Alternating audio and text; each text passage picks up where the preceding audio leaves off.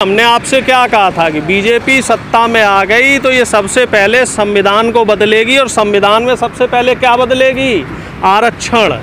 ये आरक्षण को कमज़ोर करेगी और कहीं ना कहीं इनकी जजों से भी मिली भगत है, क्योंकि वही लोग हैं जो आरएसएस के लोग यहाँ सत्ता में बैठे हैं, वही लोग आपके न्यायपालिका में बैठे हुए हैं और वो मनवादी विचारधारा के लोग नहीं चाहते कि बहुजन समाज आगे जाए। इसमें एक महिला को सिर्फ एक सवर्ण व्यक्ति ने इसलिए पिटाई कर दी क्योंकि उस सवर्ण व्यक्ति का उस महिला ने लोटा छू लिया। मतलब साहब बर्तन भी नहीं छू सकते हो आप। सुप्रीम कोर्ट में जो जज बना रहे हो साहब, तो उसके जज के लिए कौन सी परीक्षा दे रहे हैं? एक साहब व्यक्ति जज बन गया तो उसका भतीजा भी जज बनेगा, उसका लड़का भी जज बनेगा, उसकी बहू भी जज बनेगी, उसकी लड़की भी जज बनेगी और उसके तमाम जो रिश्तेदार हैं वो भी जज बनेंगे, और वो भी बिना किसी परीक्षा को दिए। जो मीडिया है और न्यायपालिका है, ये दो विभाग ऐसे हैं यहाँ पे सवर्णों की मोनोपोली है। जो हमारा समाज है, एक जो बहुत बड़ा तबका है जो अभी भी मुख्य धारा से दूर है, और उस तबके को सिर्फ लोटा छू भरने से पीट दिया जाता है। अभी एक दर्दनाक घटना हुई है जिसमें एक महिला को सिर्फ एक सवर्ण व्यक्ति ने इसलिए पिटाई कर दी क्योंकि उस सवर्ण व्यक्ति का उस महिला ने लोटा छू लिया। मतलब साहब बर्तन भी नहीं छू सकते हो आप।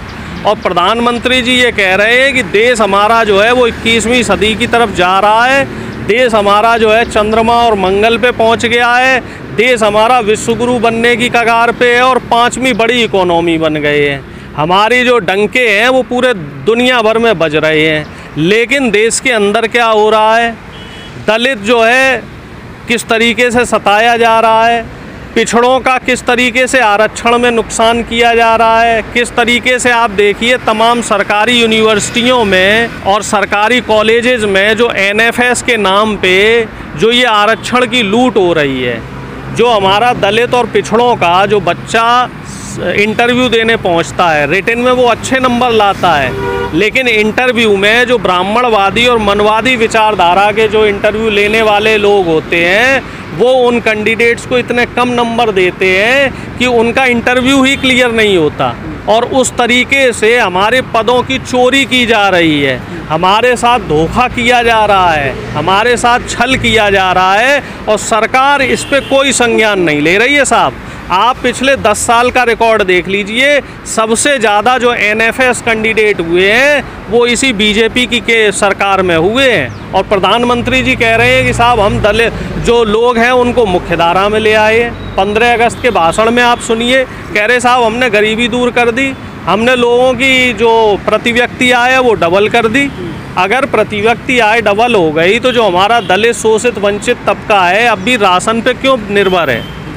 उसके लिए आप सरकारी स्कूलों की व्यवस्था क्यों नहीं कर रहे हो? तमाम ऐसे सरकारी स्कूल हैं जहाँ पे शिक्षक नहीं है, जहाँ पे सुविधाएं नहीं हैं।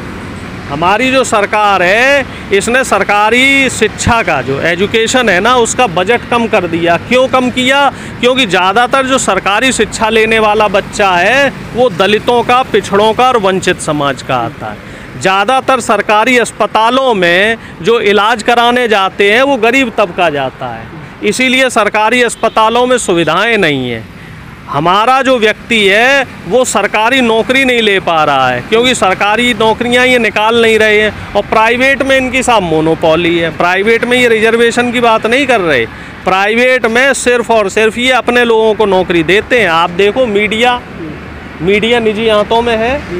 आप हमें बता दो वहाँ पे कितने दलित जो हैं वो हायर पोस्ट पे हैं, कितने दलित या पिछड़े जो हैं वो उसमें मैनेजिंग टीम में हैं, कितने दलित और पिछड़े एडिटोरियल बोर्ड में हैं। गिनती का कोई एक आधा मिल जाएगा, और वो भी बेचारा सिर्फ इस वजह से पहुंचा होगा शायद उसने अपनी जाति छुपा ली होगी। अगर वो जाति दिखा के पहुंचे, सबसे ज़्यादा जो जातिवाद है वो आपका मीडिया में है, और ये मीडिया ही है जो खबरों को मैनिपुलेट करता है। अब कल देखो हमारे प्रधानमंत्री जी ने जो आदिवासी समाज से आते हैं जिनको भगवान का दर्जा दिया जाता है, भगवान बिरसा मुंडा जी का अपमान कर दिया, उनकी डेट ऑफ बर्थ गलत बता दी, और प्रधानमंत्री जी को उनके बारे में जानकारी ही नहीं है। तो इस चीज़ का भी जो है प्रधानमंत्री जी को संज्ञान लेना चाहिए। और आप इससे अंदाज़ा लगा लो कि दलित और आदिवासी तबके के लिए प्रधानमंत्री जी कितने जो है वो आपके संजीदा हैं। बिल्कुल भी संजीदगी नहीं है इस तबके के लिए, और जबकि यही तबका इनको वोट दे रहा था। सिर्फ आपने एक राष्ट्रपति दलित बना दिया, एक राष्ट्रपति आदिवासी बना दिया, और आप ये चाह रहे हो कि आप पूरे आदिवासी समाज और दलित समाज के ठेकेदार हो गए और बाकी लोगों के साथ आप जातियां करते रहोगे, तो साहब ये चीज़ें नहीं चलेंगी। होना तो ये भी चाहिए था कि जब राम मंदिर का उद्घाटन हुआ था तो महामहिम से के जरिए उद्घाटन होना चाहिए था, एक अच्छा एग्जाम्पल सेट होता कि नहीं होता। लेकिन महामहिम को ये बोल दिया गया कि आप वहाँ मत जाइएगा, क्योंकि आप जाएंगी तो उद्घाटन आपके यहाँ हो जाएगा। उद्घाटन करना था मोदी जी को। होना तो ये भी चाहिए था कि जब महिला पहलवान यहाँ बैठी हुई थी तब महामहिम को स्वतः संज्ञान लेना चाहिए था, जंतर मंतर पे बैठी थी। होना तो बहुत कुछ चाहिए। महामहिम भी, मुझे ऐसा लग रहा है, हालांकि मैं उन पे टिप्पणी नहीं करना चाहता, कि उनको भी संज्ञान लेके सुप्रीम कोर्ट पे उनकी जो टिप्पणी आई बहुत अच्छी बात है। एग्ज़ाम करो आप जज का, कॉलेजियम सिस्टम निश्चित रूप से ख़राब है। कि भैया आप ये बताओ, आप ये कह रहे हो कि आरक्षित पद पे आईएएस का बेटा आईएएस क्यों बन रहा है, पीसीएस का बेटा पीसीएस क्यों बन रहा है, इस पे तो आपने सवाल कर दिया। और वो कोई ऐसे नहीं बना, रिटन एग्ज़ाम पास करके इंटरव्यू दे के ही तो बन रहा है। लेकिन आप सुप्रीम कोर्ट में जो जज बना रहे हो साहब, तो उसके जज के लिए कौन सी परीक्षा दे रहे हैं? एक साहब व्यक्ति जज बन गया तो उसका भतीजा भी जज बनेगा, उसका लड़का भी जज बनेगा, उसकी बहू भी जज बनेगी, उसकी लड़की भी जज बनेगी, और उसके तमाम जो रिश्तेदार हैं वो भी जज बनेंगे, और वो भी बिना किसी परीक्षा को दिए।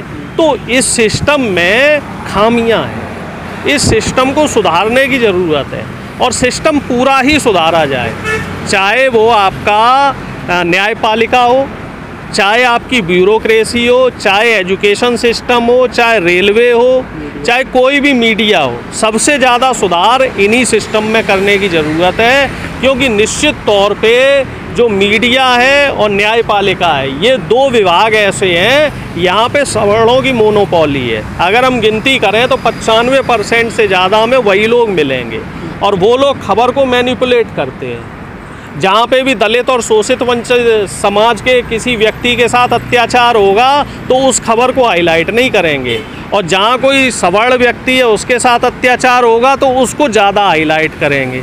तो यहाँ सुधार की गुंजाइश है, और सिस्टम में बदलाव तभी आएगा जब हमारा बहुजन जो समाज है वो एकजुट हो जाएगा। 21 तारीख का बंद का ऐलान कर रखा है दलितों ने, क्या कामयाबी मिलेगी? सब लोग आएंगे, सब जाति आएंगी इसमें SC ST की? देखो साहब, हम आपको पहली बात सुधार दें, ये जो बंद का आह्वान है ये सिर्फ दलित समाज का नहीं है, ये पूरा 85% समाज जो है बंद का आह्वान कर रहा है। आप भी अब जो है समाज को बांटने की कोशिश कर रहे हो, आप भी गोदी मीडिया वाला काम कर रहे हो साहब।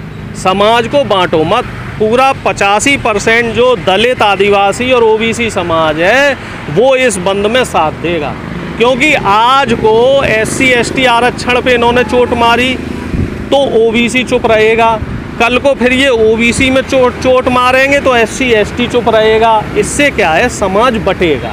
तो हमें समाज को बांटना नहीं है, क्योंकि ये जो देश है वो ये हम ही लोगों का है, जो हम 85% जो देश के मूल निवासी हैं, दलित, OBC और पिछड़े।